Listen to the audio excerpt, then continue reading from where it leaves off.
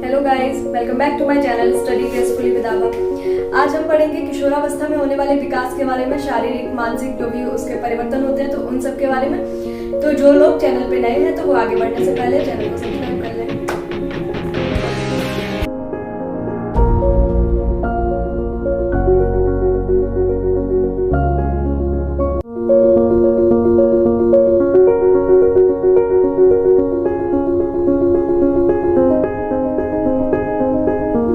विकास में सबसे पहले बात कर लेते हैं हम शारीरिक विकास पे।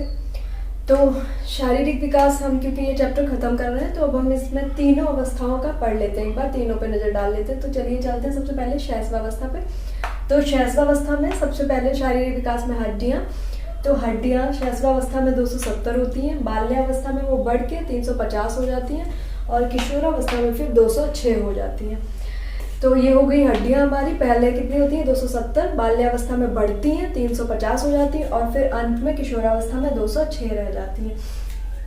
सेकंड पे चलते हैं हम दांत। तो दांत पहले जब बच्चा पैदा होता है तो उसमें एक भी दांत नहीं होता है, तो इसका मतलब शैशवावस्था के आरंभ में एक भी दांत नहीं होता है। फिर शैशवावस्था में मतलब 6 महीने का जब बच्चा हो जाता है तो उसके पहला दांत आता है, तो वो बोल सकते हैं हम पहला अस्थायी दांत आता है। तो शैशवावस्था के आरंभ में एक भी दांत नहीं होता, 6वें महीने में पहला दांत आता है, वो भी कौन सा होता है अस्थायी। और अंत में शैशवावस्था के अंत में मतलब 5-6 वर्ष का जब बच्चा हो जाता है तो उसमें 16 जो है अस्थायी दांत आ जाते हैं। आगे चलते हैं हम बाल्यावस्था पे। तो बाल्यावस्था का आरंभ मतलब शैशवावस्था का अंत, तो एक ही एज हुई तो इसके क्योंकि अंत में 16 दांत थे तो इसके आरंभ में 16 दांत होंगे जो अस्थायी होते हैं। फिर क्या होता है बाल्यावस्था में दांत जो है टूटना शुरू हो जाते हैं और अंत तक जाते जाते 15 हमारे इसमें स्थायी दांत आ जाते हैं। फिर थोड़ा और आगे बढ़ते हैं किशोरावस्था पे। तो किशोरावस्था का आरंभ मतलब बाल्यावस्था का अंत, तो इसमें आरंभ में 15 दांत होते हैं स्थायी या फिर पक्के दांत हम बोलते हैं, अंत में 27 से 28 स्थायी दांत आ जाते हैं। तो शुरू में एक भी दांत नहीं होता, 6 महीने में पहला दांत आता है और अंत तक जाते जाते 16 दांत हो जाते हैं अस्थायी। तो इसके शुरू में बाल्यावस्था के शुरू में 16 अस्थायी दांत होते हैं और अंत तक 15 स्थायी दांत आ जाते हैं। और किशोरावस्था में शुरू में 15 स्थायी दांत होते हैं और अंत तक 27 से 28 स्थायी दांत आ जाते हैं। चलते हैं लंबाई पे। तो लंबाई शुरू में जब बच्चा पैदा होता है तो एक नॉर्मल बच्चे की हाइट हम बोले अगर हेल्दी है तो नॉर्मल बच्चे का शैशवावस्था में आरंभ में 51 सेंटीमीटर होती है, फिर शैशवावस्था के अंत तक 108 सेंटीमीटर हो जाती है। बाल्यावस्था में क्या होता है आरंभ और इसका अंत एक ही बात, तो फिर इसमें आरंभ में 108 सेंटीमीटर और अंत में क्या होता है बाल्यावस्था में जो हमारी गर्ल चाइल्ड होती है तो उसकी हाइट क्या होती है तेजी से बढ़ती है और बॉय की धीमे धीमे। तो अंत तक जाते जाते क्या होता है जो लड़की होती है वो लंबी हो जाती है लड़के के कंपेयर में। तो अंत में जो बॉय है वो 138.3 138.3 सेंटीमीटर और जो लड़की है वो 139.2 सेंटीमीटर हो जाती है। चलते किशोरावस्था पे। तो किशोरावस्था के आरंभ में जो इसका अंत है वो इसका आरंभ है, तो इसके अंत में वैसे इसके आरंभ में बॉय की 138.3 138.3 और लड़की की 139.2 जो ये थी वही ये है। पर इसके अंत में आते आते क्या होता है लड़का तेजी से बढ़ता है तो लड़का 161.8 सेंटीमीटर हो जाता है और जो गर्ल है जो लड़की है जी बनाई हुई है तो वो 151.6 सेंटीमीटर की हो जाती है। तो बाल्यावस्था में लड़की तेजी से बढ़ती है और किशोरावस्था में लड़का तेजी से बढ़ता है, इसकी जो है बाद में ज्यादा हो जाती है। आगे चलते हैं हृदय गति पे। हृदय गति पे तो क्या होता है इसमें 140 बार प्रति मिनट 140 टाइम्स पर मिनट होता है शैशवावस्था में, 100 बार प्रति मिनट हो जाता है बाल्यावस्था में और 72 बार प्रति मिनट हो जाता है हमारा किशोरावस्था में। तो एक बार शारीरिक विकास पर एक बार फिर से नजर डाल लें। हड्डियां 270 होती हैं, बाल्यावस्था में बढ़ के 350 हो जाती है और फिर किशोरावस्था में घट के कितनी हो जाती है 206। फिर आगे बढ़ते हैं दांत पे। तो आरंभ में एक भी दांत नहीं होता है, फिर उसके बाद में पहला दांत 6वें महीने में आता है और शैशवावस्था के अंत में 16 दांत आ जाते हैं जो अस्थायी होते हैं। बाल्यावस्था की बात करें तो आरंभ में 16 दांत होते हैं और अंत में 15 दांत आ जाते हैं। 15 मतलब ये स्थायी दांत आ जाते हैं, वो वाले दांत टूटने लगते हैं। आगे चलते हैं तो इसमें 15 स्थायी दांत होते हैं, अंत में 27 से 28 स्थायी दांत आ जाते हैं। लंबाई की बात करें तो आरंभ में 51 सेंटीमीटर, 108 अंत में, इसमें 108 आरंभ में और 138 और 39 अंत में, 138 और 39 आरंभ में और 161 और 151.6 अंत में। हृदय गति 140, 100 और 72 बार। आगे देखते हैं, चाहे तो स्क्रीनशॉट ले लीजिए। आगे बढ़ते हैं, हम बात करते हैं मानसिक विकास की, किशोरावस्था में मानसिक विकास की। तो किशोरावस्था में मानसिक विकास को लेकर दो मनोवैज्ञानिकों के कथन प्रचलित है। तो पहला देख लेते हैं हम क्रो एंड क्रो का। तो क्रो एंड क्रो ने क्या बोला कि 16 वर्ष में पूर्ण मानसिक विकास हो चुका होता है। बालक का जो दिमाग होता है तो उसका 16 वर्ष में पूर्ण मानसिक विकास हो चुका होता है। हमें पता है 90% तो हमारा शैशवावस्था में ही हो जाता है, तो जो बचा हुआ 10% होता है, तो क्रो एंड क्रो ने बोला कि वो 16 वर्ष तक पूरा हो चुका होता है। वाटसन ने बोला कि 18 वर्ष में पूर्ण मानसिक विकास हो चुका होता है।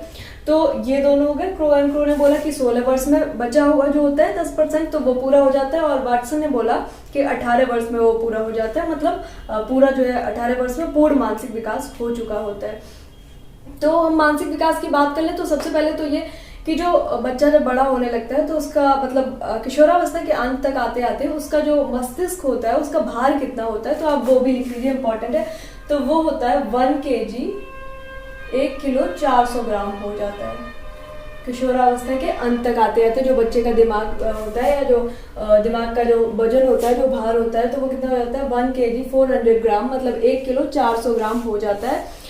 और बाकी ये दोनों कथन क्रो एंड क्रो ने बोला कि 16 वर्ष में बच्चे का पूरा मानसिक विकास हो चुका होता है। वाटसन ने बोला कि 18 वर्ष में पूरा मानसिक विकास हो चुका होता है। बात करते हैं अब हम इनके मानसिक विकास में क्या क्या चीजें सम्मिलित होती हैं जो 16 वर्ष तक हो चुकी होती हैं। चिंतन और मनन करने की उसकी क्षमता जो होती है वो बढ़ जाती है। शब्द भंडार में बढ़ोतरी होती है। छोटे पे बच्चों के पास में ज्यादा शब्द नहीं होते हैं, वो 1-2 शब्द वही रिपीट करते हैं, पर यहाँ तक आते आते शब्द भंडार में अच्छी बढ़ोतरी हो चुकी होती है। वो खुद से बड़ा सा लेटर लिखना या बड़ा सा ऐसे लिखना, तो ये सब वो खुद से करने लगता है, उसके पास बहुत सारे शब्द हो जाते हैं। आगे चलते दिवा स्वप्न देखने लगता है, दिन में सपने देखने लगता है। कल्पना करने लगता है, कल्पना शक्ति बढ़ जाती है। भावी व्यवसाय की चिंता होने लगती है, इसीलिए इसको बोलते हैं ना सुखी अवस्था। तो भावी व्यवसाय, जो आगे व्यवसाय उसको भविष्य को लेके या इसको भविष्य की जो है चिंता करने वाला, भविष्य का भय होता है बच्चे को इस काल में, तो इसी तरह वो भावी व्यवसाय की चिंता करने लगता है।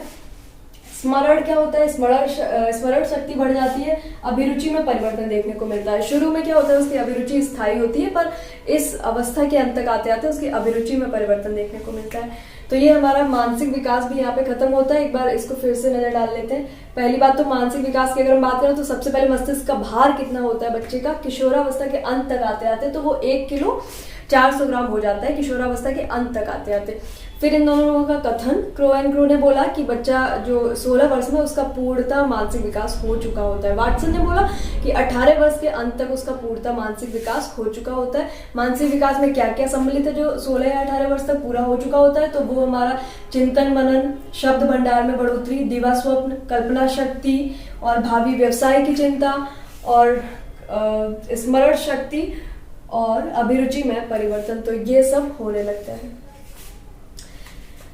आगे बढ़ते हैं हम क्वेश्चन आंसर्स के सेशन की तरफ। तो हम देख लेते हैं कि आपने कितना तैयार किया। तो ये पूरा जो क्वेश्चन आंसर्स होंगे तो वो पूरे चैप्टर्स से होंगे, मतलब इसमें शैशवावस्था और बाल्यावस्था और किशोरावस्था तीनों ही सम्मिलित हैं। तो देखते हैं क्वेश्चन आंसर्स। बढ़ते हैं हम हमारे पहले प्रश्न की तरफ। तो पहला प्रश्न है, बालक अपने व्यवहार की सामाजिक स्वीकृति जिस अवस्था में करता है वह अवस्था है। सामाजिक स्वीकृति जिस अवस्था में करता है, तो सामाजिक स्वीकृति जिस अवस्था में उसको मिलती है या वो करता है, समाज में घुलना मिलना जब से शुरू करता है तो वो होती है हमारी किशोरावस्था। आगे बढ़ते हैं दूसरे प्रश्न की तरफ। बाल अध्ययन का पिता किसे कहा जाता है? बाल अध्ययन का पिता कहा जाता है वाटसन को। ये क्या है? व्यवहारवाद के जो जनक हैं, तो इन्हें ये भी बोला जाता है। बाल अध्ययन के पिता हैं हमारे वाटसन। आगे चलते हैं हम हमारे तीसरे प्रश्न की तरफ। तो तीसरा प्रश्न है, निम्नलिखित में से किस अवस्था में बच्चे अपने समवयस्क समूह के सक्रिय सदस्य हो जाते हैं? तो जो है समूह बनाना शुरू तो वो कर देते हैं बाल्यावस्था में, पर जहाँ पे सक्रिय जुड़ जाता है, जहाँ पे वो उसमें भागीदारी करने लगते हैं, तो सक्रिय जुड़ते ही ये कौन सा समूह हो जाता है? किशोरावस्था। तो सक्रिय सदस्य कब बन जाते हैं? किशोरावस्था में। चलते हैं अगले प्रश्न की तरफ। बच्चे के संज्ञानात्मक विकास को सबसे अच्छे तरीके से कहाँ परिभाषित किया जा सकता है? संज्ञानात्मक विकास की क्योंकि बात हो रही है, मतलब मानसिक विकास की, तो वो खेल के मैदान में या विद्यालय एवं कक्षा में या गृह में या ऑडिटोरियम, तो यह विद्यालय में ही होगा क्योंकि मानसिक विकास की बात हो रही है। आगे चलते हैं। संवेदी पेशीय अवस्था होती है। संवेदी पेशीय अवस्था होती है 0 से 2 वर्ष तक। आज का सेशन यहीं समाप्त करते हैं। Thanks for watching.